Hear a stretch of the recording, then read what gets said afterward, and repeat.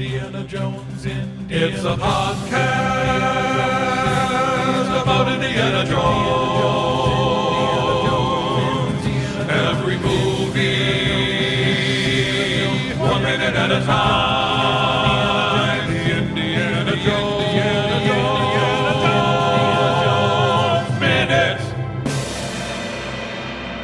Welcome back to the Indiana Jones Minute. This is a podcast where we try to make a safe landing with Indiana Jones and the Last Crusade, 1 minute at a time. I'm Pete Mummert. I'm Tom Taylor. I'm Gerald Christopher St. Joseph of Cupertino, patron saint of air travelers. Wow. Is that the Cupertino in my neighborhood? Oh, no. I don't think so. Yeah, I doubt it would be. Yeah, there's probably one in Italy or something. Or Spain or something. Yeah, Spain. Yeah, exactly. Patron saint of sub-processors. Or... yeah. And today we're very excited to welcome Halbert Bryan to the show. Halbert, you were the host of the Rocketeer Minute with Jim O'Kane and Billy Campbell, and you're also from the Experimental Aircraft Association in Oshkosh, Wisconsin. That's right, and the Halbert. Well, it's a name that's popped up on and off over the years. Most recently. We did a screening of the Rocketeer at the Aviation Museum that's part of the complex where I work.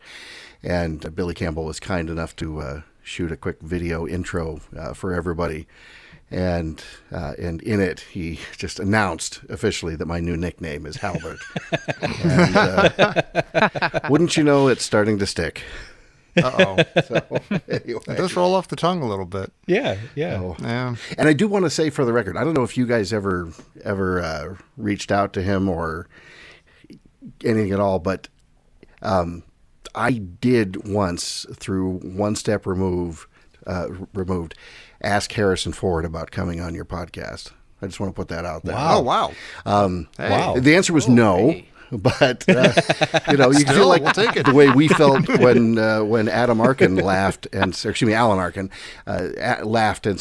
no, I won't do a podcast. I'm not even sure what that is. But then we're thinking, oh, my God, Alan Arkin has heard of us. We're at the Rocketeer Minute. So. Yeah. Well, thanks for putting that out in the universe. That's pretty amazing. Harrison Ford said no? Punk? What's he doing? Harrison Ford said no? Let me say this. He said no to our mutual friend and passed that back to me. So, I mean, who knows what he actually said, what the actual words were. Yeah. So, no may have been a little polite. Yeah. We can guess. Frankly, I thought how cool it would be to get him on, the Rocketeer Minute and then try to sell him on the idea of going on your show. But now I thought, no, we should let him know that the Indiana Jones Minute is a thing.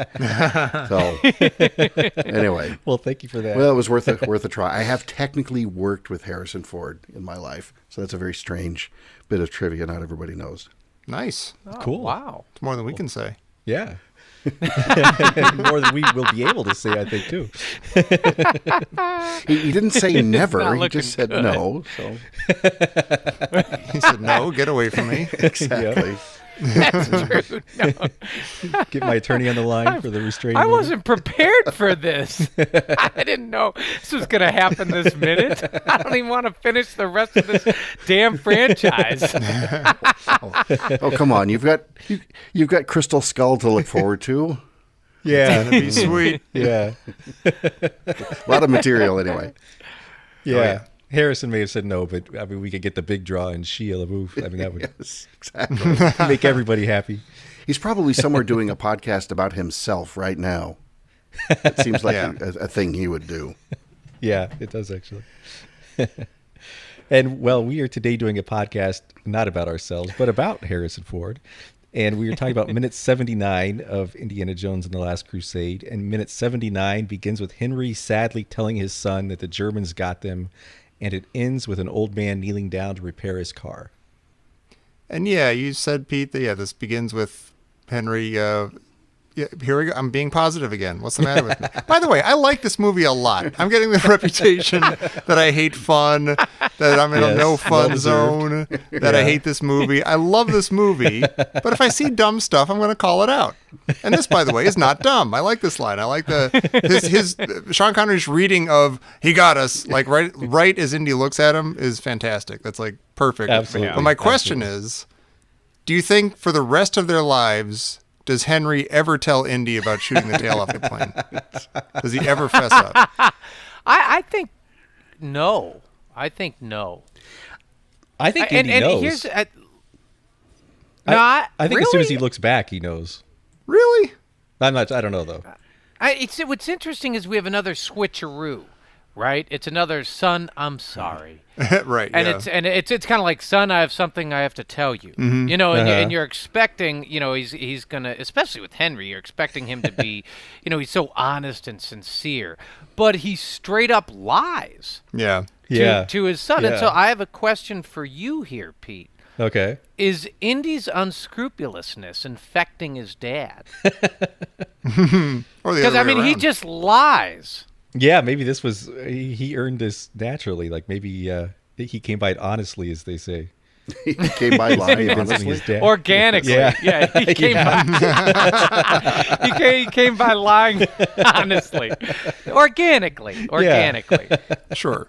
No, but it's definitely not what you're going to expect coming from Henry. Hal, I've got a question for you right off the bat. Sure. If you shoot the rear stabilizer off of your plane, does that cause your plane to run out of gas? Yes, all of the fuel is in the rudder for some reason. That makes no sense whatsoever. There's a lot of interesting things happening right with this whole sequence. And I'm not going to monopolize things, but we can feed them out as we go. But Feel free. This whole idea that some holes in the fabric are somehow going to make the engine start running rough. There's two great things that happen with sounds right here too. I'll put out right away. Number one, there's that sort of that noise that you always hear when airplanes are crashing. So that is, to me, that's the Wilhelm scream of aviation in movies. It's the siren off of a Stuka dive bomber. And it was used. It's a totally artificially created sound. It was used to make these dive bombers scary to the civilian population when the Luftwaffe was starting with their blitzkrieg operations and finding these big ugly Stuka dive bombers. They put a little propeller-driven siren on them, and it made this scary noise. And it just made, not only and you just talk about the Nazis being just jerks. We're going to bomb you, and we want you to be extra scared about it. It's like it's not bad enough that there are Nazis dropping bombs on you, but here's a scary noise to go with it. So you've got that noise starting to play, and for whatever reason, somebody picked it up sometime probably, in the West, probably in the 40s. And for 40 years or more, it just shows up whenever there's a piston engine airplane that is somehow in trouble.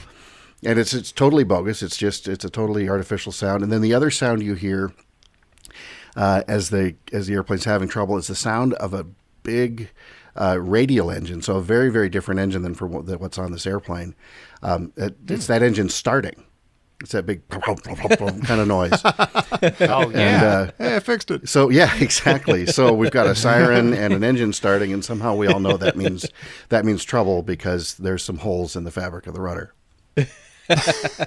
For some reason, I want to chalk up all these misuses of sound effects to Bugs Bunny. I feel like this must have all come from all the Warner Brothers cartoons. It pretty much They does. just went bananas with sounds. I was just at the time we're recording this about a week ago. I was out in Southern California at an air show doing a story, and they have an airplane there called the P-26 Pea Shooter. And it's a very, very early 30s U.S. fighter. It's the only one like it in the world, and it has what's called an inertial starter, which means you don't start it by swinging the prop like they do some older airplanes, but there isn't an electrical starter in the cockpit either. So the pilot sits in the cockpit, and then somebody sits on the wing and starts cranking this thing, just turning this hand crank. It's going faster and faster and faster until the entire airplane is honestly shaking. Then the pilot hits the button and engages the starter, and hopefully the engine starts, so they have to start over. And it's getting up into these thousands and thousands of RPM. But that sound is, if you talk about Looney Tunes and Warner Bros., if you can picture in your head the sound the Tasmanian Devil makes, that spooling up noise. Yeah. That's I sure can. Well, then, is if you couldn't, I'd really, yeah, exactly. If you couldn't picture that in your head, I'd leave right now, to be honest. But so that's an inertial starter from one of these airplanes, and then if you imagine that kind of spooling down, phew, phew, phew, phew, phew, that's the Millennium Falcon's hyperdrive failing. Oh, nice. So Wow. it's same noise, That's just go in amazing. different directions. That's hysterical. So I'm going to put my feet up and smoke a cigar. What do you guys think about that? Thanks for coming on. You're giving us a lot to think about. Yeah, exactly. You guys just go sit down and think about what you've done. Well, Indy says a few minutes ago that he can fly, but he can't land. So, has he earned his landing badge here? He does an excellent job of making an emergency landing, and not only that, he repairs the landing gear while the airplane is rolling out. You notice that right main gear gets crushed, and then as the airplane rolls to a stop, it hits the little barn building or whatever it is. That landing gear is repaired again. Well, I see. I think this is one of them ET type of planes. It can just heal itself. Yeah. That is a totally real thing. Yeah. So I can see why you'd think that. yes, exactly. Can I tell you just a little what airplane this is we're actually looking at? Yeah, definitely. Yeah. So this is an airplane called a Stomp SV4C, and it's a Belgian design, but it was what happened was there's a family of airplanes that's better known called the de Havilland Moth family, mainly the de Havilland Tiger Moths. That's a British biplane of the 30s, and in my flying career so far, it's been my absolute favorite airplane to fly. So it's very similar to this, looks very similar, but this Belgian designer had the license, basically had the dealership to sell these airplanes in Belgium. And then he thought, well, cool, I want to design an airplane, so I'll start with that and make a few tweaks of my own. And he refined the design and kind of went in a different direction, but they've got these common roots. So this particular airplane, they actually used two of them. I had two of them ready in the production, two of these Stomps. And the main one that you see here was built in 1949. So like just about everything else in this minute is really an anachronism. It's about 11 years too soon. But they took it and painted it in this fairly reasonable interwar Luftwaffe paint scheme. And then the rear cockpit where Henry is, normally there's just two front-facing cockpits, but they put a seat in that faced the other way and then put the phony turret back there. And that gun, by the way, is supposed to be a terrible gun called the Villa Perosa M1915. It was an Italian submachine gun that was built for aircraft just like this. And they used it for a few months in 1915 to realize this is awful. We're going to do other things with it. So it's meant to represent that, but they actually used a couple of Beretta Model 38s and sort of stuck them together and turned them upside down to make them look like this other gun. Oh, wow. Cool. So that's the airplane you're looking at here. Interestingly, they had, if I mentioned, we had two of these airplanes lined up. And if you look around at some of the making of sites for Last Crusade, you can see miniatures where they had basically two different copies of this airplane. Because there was a point where, and you guys would know this far better than I would, there was something like maybe there was a Gestapo agent who jumped into the other airplane the Zeppelin was carrying. Right, that's Hal Roach. Oh, Yeah. right. Oh, yeah. Okay, I mean, right. Pat Roach. So, Yeah, not Hal Roach. so they had that. They had the miniatures built, and you could tell the difference of the registration letters on them. So the main one we see is what DEKVY, which D for Deutschland, and then E for sort of a single engine aircraft weighing less than 2 tons, and then the last three. So it's a registration would be just like a license plate on a car. Basically, it's a unique identifier. Uh-huh. So they had the miniatures built for two of them, but I don't know if they never shot it or if that whole segment got cut. Speaking of those, the call numbers on the planes, we didn't mention this when we first saw the plane, but I was like, obviously I spent like 10 minutes trying to think, now what droid is named Yeah. K? I did too. I'm not did getting too. it. I Too obscure. figured it's some like Phantom Menace bogus. Right. Like, oh, you guys know the KTDLM droid? Yeah. It would be one more little piece of evidence for the whole Han Solo fever dream thing. Of course. Yeah, absolutely. Just stacking up. You know, Yep. Well,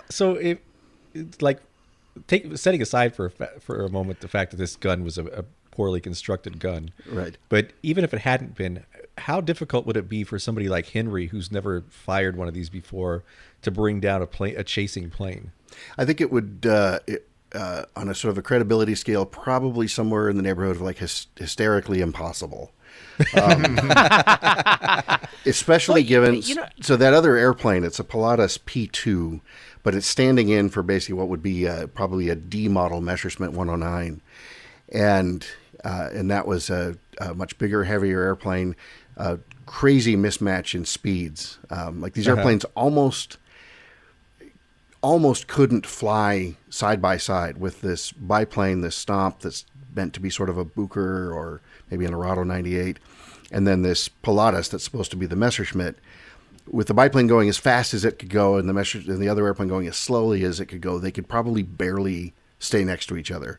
Otherwise, the other one goes way fast, the other one goes slow. Now, this Pilatus P2 isn't as fast as a real Messerschmitt 109, but that's what it's standing in for, so you have to compare those speeds. But speed differences would be terrific, and even as early as 38, the 109 would have been armored. So this little submachine gun, that Villaprosa, it was a 9mm actually. So these are very, very small rounds. Doesn't carry very many. Fires really fast. It fires like 1,500 rounds a minute, but 9mm rounds against an airplane like that, even if you were making several good hits, unless you hit the magic gas tank in the tail, which, as we all know, is the off switch for airplanes. Right. I mean, good for Henry for giving it a try. Of course, I mean, Sean Connery's not going to just sit there and not try something, but he. It's not until he completely misquotes Charlemagne that he really figures out how to do that. No spoilers. Well, it's interesting because Indy tells his dad to get the machine gun ready. He doesn't tell him to start firing. He says, get the machine gun ready. Well, but then he tells him it's 11 o'clock and stuff like that. But what I wondered on this, I know this is a silly, impossible question, but say one of those planes is coming in at 11 o'clock. Do you aim at 8 o'clock to hit it? Like if it's blowing past you? I mean, I know it depends on how far away it is, Sure. but I mean, you'd certainly be leading it. But then again, most of what we see this airplane coming at them, it's coming from directly behind them. Yeah. Right. It's been a while since I watched this whole sequence, but certainly looking at this minute, the other airplanes sort of making these sweeping passes behind him and then going on and around, and so I mean, to answer your question, yes, you'd absolutely have to be leading it by a lot before you'd have any luck in hitting it. It's not, they're not laser bolts. There are a lot of wasted goats in this scene. They make a point of showing all these goats breaking loose from this pen when the plane lands, and then you think, oh no, it's gonna be mayhem with the goats, and then there's nothing with They all the run back. You know what? No, listen. I think that there's a symbolism here because we're keeping with the whole Christianity theme here. Goats, Pete, back me up here, Pete. Goats are symbolic of the devil. Oh. So I think it's fascinating. Yes. So Indy and his dad land in a field of goats. And I don't know they where they're going free with it. Satan upon the land by scaring him with their plane. But they get see where you're scared, going, but then they Jerry. all run immediately back into their pin and huddle together. Like they never actually leave. Exactly. Because Satan's a big baby. Exactly. They never actually leave. Well, Because James Bond and Han Solo just landed, and they're ready to smite evil, clearly. Yeah. Yeah. This isn't just some Gregory Peck we can just easily deal with. This is crazy.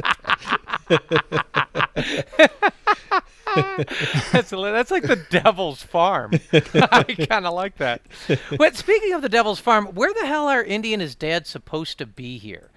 Now, I know it's like Spain, but in the movie, where are they supposed to be in the movie? See, in the movie, I think Spain actually makes the most sense.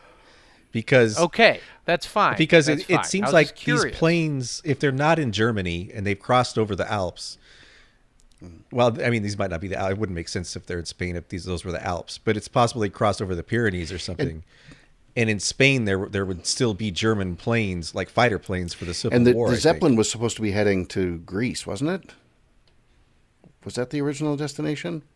I think it was either the U.S. or South America. Yeah, we knew that. Right? I think in the 30s they were only traveling to the U.S. and South America. Right. Although Germany. I swore I read somewhere that there was some indication that it was just headed over to Greece. So they did a little bit of European touring, but primarily, the big Zeppelins.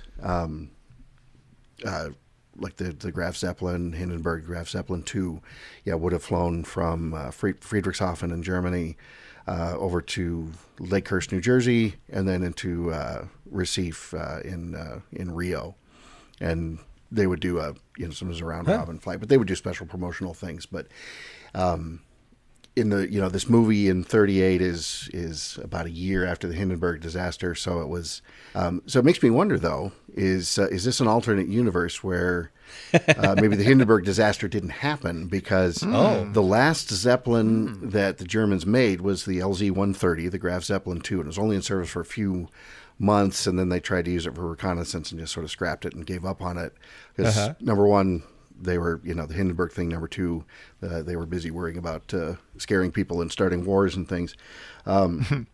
But this Zeppelin in this movie, I don't recall if we ever see a name on it, but it is the LZ-138. So it's implied that that they built at least 8 more Zeppelins in the movie world than they did in real life. So I wondered about that. Oh, I like that. Because then maybe the guy that came back from the future actually did kill Hitler. Oh, yeah. The guy that came back. Yeah. So maybe, Well, so they're on the Spanish coast. although in the movie it could be, like, or in the movie. they might be Right. on the Italian coast or the Greek coast or the Well, Yugoslavian I was going to coast. say that's not too far off the coast of Portugal. Oh. Ish. Yeah. Ish. Yeah, you think he waved at Panama Hat? I don't know. How safe? Wait, like if you're crashing in a cloth covered plane, Right. would crashing into an adobe house actually be pretty soft landing? Especially at that speeds, that wouldn't really be much of an impact. And the airplane is largely covered with fabric, but there's a combination of steel and wood structure underneath. And you put that fabric on and stretch it and put the doping compound on it. It's actually extremely strong. The fabric will tear, but structurally, it's not gonna just give and crumple up. And they're barely moving by the time they sort of coast to a stop. Again, after that landing gear magically repairs itself, and they hit that little adobe shed. Well, Tommy, I'm looking at you. Okay. Hi, Drew. Nice landing. It's fine. It breezes by. They don't spend any time on it. It's I do feel like I'm like holding up scorecards for all these things. Every like little sort of jokiness The or whimsy. Bon Mott scorecard. I know, nice laughing. Yeah, Right. exactly. Yeah, Nice no, I landing. did. I noticed it, and I thought that would be something that people would think that I would hate, and I don't. It's fine. If they spent Well, 1 it's second also, longer on it, it would be like, all right. It's funny though. It's like we're judging these during the Olympics during the Cold War, and one of us is the USA and one of us is the Soviet Union. Like we're always at opposite ends of the scorecard. Okay, but let me say this while we're on the subject of what a bitter crank I am and how much I hate this movie, which I do not. I like this movie very much. Which I always support you on that. Thank you, Jerry. I'm the guy going, do it. Come on, do it. The teacher's not looking. Do it. The Peter's not looking. The Peter's not looking. Hate. Indy and his dad, they jump behind a thing. They're getting shot at. That looks really cool. And Indy yells at his dad because he knows that the guys are trying to kill him. And he straightens his hat and he says, "This happens to me all the time." And it's maybe the best part of the whole movie. It's absolute perfect Indiana Jones. Mm-hmm. And the highest praise I can give it is that it could easily fit in Raiders of the Lost Ark from 1981. It is such a well-done moment. It's if the whole movie could be this, I would just roll around in it all day and just suck my thumb. I'd be so happy. Okay, so this is huge because I have the exact same note for that. Oh, what's going on? It's one of my favorite parts of the entire movie. Yeah. That line and that little exchange. And I want to know, I have an idea why, and I want to know why you think it's so good. Because it could actually fall flat. It could. We keep what's saying the that difference part of what's between making it falling flat? Yeah. Yeah. Go Part ahead. of what's making the good parts of this movie good is the acting. And we've got this awesome chemistry between Harrison Ford and Sean Connery. And one thing this moment does not have, and this is what I'm starting to realize is what bugs me about some of the, kind of lighter, sort of dumber moments in the movie, is that nothing in this scene happens that wouldn't actually happen. This is everything that Sean Connery and Harrison Ford says to each other is exactly what they would say. They're not like forcing some weird joke. It's just like a light, funny moment that comes out of their interplay. And I mean, I have to say too, it's funny when people are angry. When people are angry, it's almost always funny. So this is what it is for me, because I watch that scene over and over, and I'm like, I love this. I love this. And here's what it is. You know, Henry says, those people are trying to kill. I know, Dad! That's awesome. He interrupts him, Yeah. and he, like, screams at him. Yeah. That's a good yell. It's a great yell. Yeah. And he interrupts him, and and when it's punctuated with, I know, Dad, you're like, that's his dad. He's yelling at his who's dad. on this adventure. Yeah, that's right. And it's like, it's the obvious. These people are trying to kill us. And he's like, I know, Dad. And he screams it at him, but he's not furious at his dad. Yeah. He's like just super stressed out. Right. He's just frustrated. He's exasperated that someone's trying to kill him again. Right, Yeah, exactly. Always. You know. Yeah. And it's like always. the delivery is hysterical. Yeah. And I think it's like a little, he interrupts him, which is kind of perfect. He screams. And that's what it was for me. It's actually a little, what I'd say, it's almost a pinch gritty. Mm-hmm. That's It's why real. it's like, oh, this, It's a real thing. it feels like it being Raiders or whatever. It's like, you know. And when he does he straightens his, his hat's all up and goofy right now for most of it. Yeah, which I love is that great. goofy hat. And then he Yeah. pulls it back down to make it all Indiana Jones. And he says, "This happens to me all the time." And it's not like Han Solo, like, "Hey, it's me, Barbarino." What? Yeah, Where? exactly. It's just this understated, under his breath thing. He's actually pissed off. He's trying to get down to business, save him and his dad, and it's just perfect Indiana Jones. It is. It's really funny, man. I mean, because I had that pegged as one of my favorite moments of the whole movie. Yeah, that's awesome. That's how you do How Indiana Jones do right there. How do you go out and explain this to people? I don't know. You just bang a stamp really loud over and over again, and they go, "Oh my It's god!" a huge. Now I get it. It's like you could say, well, it's a thin line because it's not. I don't know. It's more than just the line itself isn't genius. The line could be lousy. Yeah, it could be. I'm gonna just call this. This is loud. I think this is lazy filmmaking. This line. I think this is a badly written line. We don't even. Just kidding. Wait, are you for real? Do you? Things were going so well. No, I'm Things were just going kidding. I'm swimmingly. just trying to play Jerry in this Remember. episode. Lousy. Someone's gotta be angry. No, I love this line, and I love how he flips his hat brim down. It's like he turns back into Indiana Jones after it looks like he's going to turn into another like Scottish Lord kind of character for a minute. And I also love like Henry's sarcastic nice landing. I think that's funny, but I think it's mainly funny because Indy doesn't take the bait. He's just like, "Thanks," and jumps out of the plane. Yeah, right. Like he's ready for because he knows what's coming. Well, that's what maybe. So I didn't know if it was sarcastic. I thought he said, he can fly, but he can't land. No, the script even calls it out and says Henry sarcastic. Oh, okay. Yeah. All right. And well, yeah, you said he doesn't. Indy doesn't take the bait, and you get the sense right then and there that could well be the best landing Indy's ever had. Yeah, or the Still other. got just a throws plane out at the "Oh, thanks," and and that's Yeah. and that's that. What's interesting to me about this, I'm starting to finally here at minute 79 get a real feel for the movie, and the great parts of the movie are great because it's Harrison Ford and Sean Connery. Mm-hmm. And that's just what it is. That's just what it is. And sometimes it's just Harrison Ford, And sometimes it's just Harrison Ford, but it's not for me at least. It's not necessarily the writing or the this or the MacGuffin or the backstory or the history of it, or it's actually just Harrison Ford and Sean Connery are fantastic. Mm-hmm. But sometimes Tom Stopper's dialogue is incredible and Steven Spielberg's direction is amazing. And I think it all fits in a beautiful package. I think you're right. But there's some dumb stuff in it sometimes.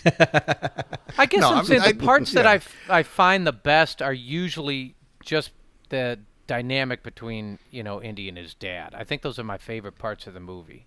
Yeah. When it's I'm just just sort of so- natural. It's not forced. Yeah. It's just sort of natural and it would happen. I'm just so like programmed at this point. Every time Jerry says something, I just want to fight. So like when he says something nice, I don't know what to do. Like I just want to jump and fight. You're wrong, Jerry. Oh wait, he wasn't wrong. I just assume this is my healing influence. I just bring this sort of vibe of diplomacy here. It has nothing whatsoever to do with this minute, but you guys get me thinking about your favorite lines, and I do think in this movie. As again, totally separate from this minute, I think my all-time favorite line, and I can't really articulate why, other than it's this great little slice of character development, is when Henry tells Indy, "You left just when you were getting interesting." And what a great sort of father and son thing. You're a stupid kid, and I have no time for you. But then you got interesting, then you left. And just about the time you're starting to grow up. Yeah. And I think part of that is the fact double kick. Yeah. Yeah. I think part of that comes from I saw this in the theater with my dad. The first time I saw it, it was 4 days after my 21st birthday, and the whole family went out to see it. And so, my dad, the consummate pilot, and me as sort of the budding student pilot at the time. So the nice landing thing got a couple of eye rolls. And although his favorite line, all hands down, was the "they got us." He just wouldn't stop laughing at that. And so now I'm looking at him. So really, Dad, you'd lie to me under these circumstances? That's a great line and a great moment. And it made me think of what you said, Tommy. I'd love to see Sean Connery in more comedy stuff. Yeah. Yeah. I mean, I'm not saying he's not in it. I just, he's great in this role, and it's not your typical Sean Connery role. Yeah. Okay. And then we move on, and we Pete doesn't know what to do. I don't. I'm just gonna let that spun lie. around. It's even when we're positive about it, he's just. You can't be punching when you're holding hands, Jerry. Wow. A big circle of love right now. I don't like it. It makes me uncomfortable. You can barely hear us over the group hug. I'm backing slowly away from my microphone, just to be clear. Just easing out of the. I'm sliding under the table like Peter Griffin. Come back, brother. He's always afraid of intimacy, isn't he? So we cut to this old guy fixing his car, and my guess is based on his outfit, like with those high gray socks and with the Citroen. I'm guessing this is France, or at least like northern Spain. Oh, really? Yeah, he looks French. I wondered. Yeah, he looks like he's like from right out of Jean de Florette. Did that guy get a flat tire? And do you think like maybe somebody was trying to kill him? He's the local crime like we're boss. assuming that we're assuming what is he like does he own the farm or something like that? I mean, who knows?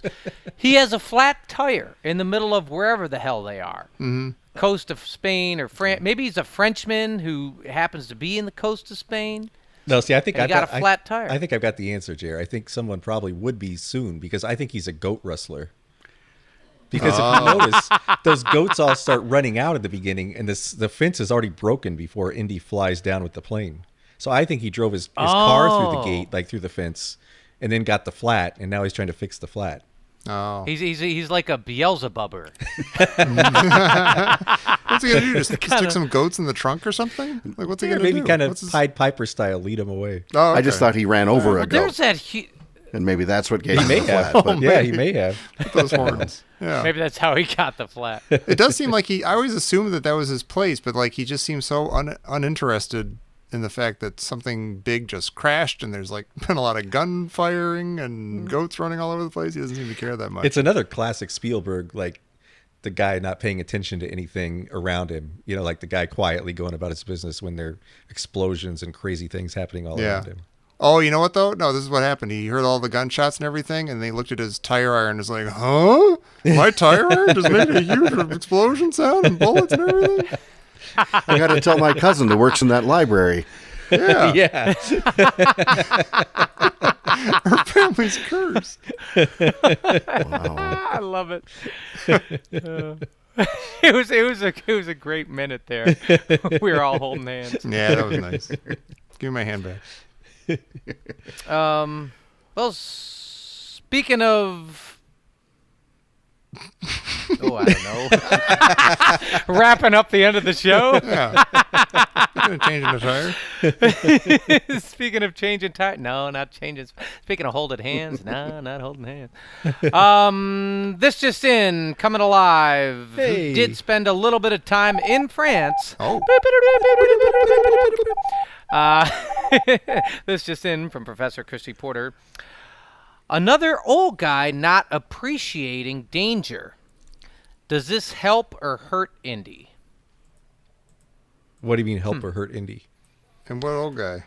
Well, what do you mean, what old guy? Is it Henry or is it the guy with the car? Yeah, no, Henry. I think it's one more example of like Henry shooting up the tail fin and, 11 o'clock and, not appreciating, not having a healthy sense of the danger that they're in. Does it actually help or hurt Indy? Because had they stayed in the air, they'd be sitting ducks. This is true. Yeah. Yeah. Oh, I see. Yeah. Yeah. And if this gentleman hadn't thought his tire had blown up, they would have been sitting ducks again. Yeah. Although, does this poor man get killed in a minute? Yeah, probably. Yeah. Yeah. Gets eaten by goats. if it's Temple of Doom, yes, definitely. The goat rips out his heart and shows it to him. And they show it. Yeah, exactly. If it's Last Crusade, no, he has a lovely family of 8. And, they've retired to the south of France. He chose wisely, etc. Yeah, you happily go. ever Lives after. forever. Oh, cool. Well, Hal, you have any closing thoughts? Wow. It's a fun minute. And, the aviation sequences in here are, just about everything, as I said earlier, just about everything in this whole minute is a bit of an anachronism. Even the Citroen is a 1954 model that's done up to look like a 34. But it's still such a fun movie. This one, Last Crusade for me, I think is a reasonably close second to Raiders.